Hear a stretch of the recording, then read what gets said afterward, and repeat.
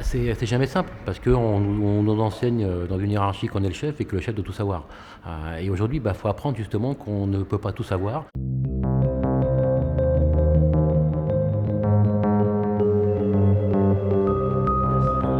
Et puis bonjour.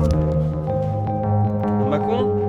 Nous sommes donc dans le département de Saône-et-Loire, qui est donc une structure destinée à porter secours donc à l'ensemble de la population, qui regroupe environ 2300 personnes. Vous avez donc des sapeurs-pompiers volontaires, un peu plus de 1900, des sapeurs-pompiers professionnels, environ 300, et puis une centaine de personnels administratifs et techniques. Donc chacun contribue à distribuer les secours sur l'ensemble du département, et tout ça en moins de 20 minutes. Il y avait quelque chose que je ne comprenais pas. Je ne comprenais pas pourquoi les pompiers en opération étaient imaginatifs, débrouillards, trouvaient des solutions. Les mêmes descendus des camions redevenaient monsieur tout le monde et nous posaient les mêmes problèmes que tous les employés dans les organisations. Comme on ne comprenait pas, on est allé chercher à l'extérieur des gens qui pouvaient nous aider à comprendre, et c'est là où on a commencé à travailler avec des universitaires, on a commencé avec des sociologues, on a des chronobiologistes, pour nous permettre de changer de regard finalement sur les problématiques qu'on ne savait pas résoudre.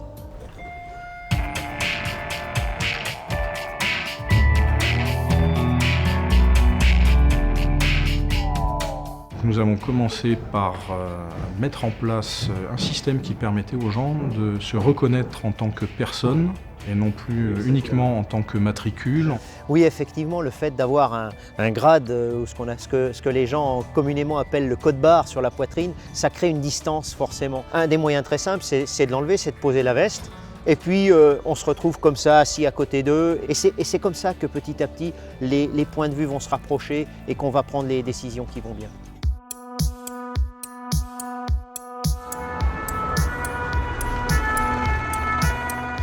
L'exemple peut-être le plus frappant au démarrage, c'était de lancer ce qu'on appelle une démarche d'amélioration continue. La DAX est un système tout bête, basé sur un état de fait chez les pompiers. On fait beaucoup de retours d'expérience et tout ce retour d'expérience est très peu exploité par l'administration. Et nous avons mis en place donc un système qui était basé sur 4 questions simples. C'est qu'est-ce qui vous a donné de la satisfaction? Et comment comptez-vous faire pour le maintenir? Qu'est-ce qui vous a apporté insatisfaction et Comment comptez-vous faire pour proposer éventuellement quelque chose qui va résoudre le problème? Bon, pas de soucis les gars.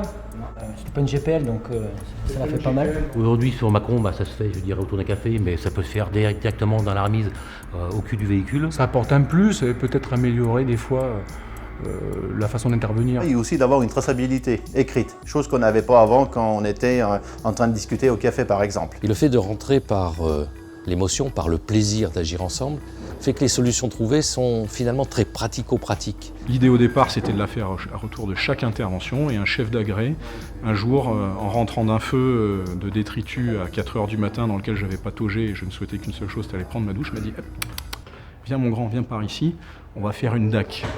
Et plus qu'une longue explication, j'ai tout de suite compris que ça n'était pas à chaque intervention, que c'était pertinent, qu'il y avait des moments où on aimerait bien se reposer, et si on l'imposait de ce point de vue-là, c'était très difficile.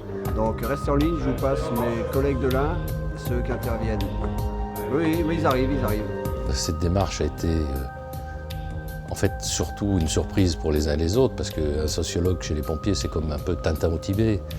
Et puis finalement, avec le temps, petit à petit, tout le monde s'est rendu compte que ça présentait un vrai intérêt de changer de regard sur des choses habituelles. On a des gens qui sont là, qui donnent sur leur temps libre.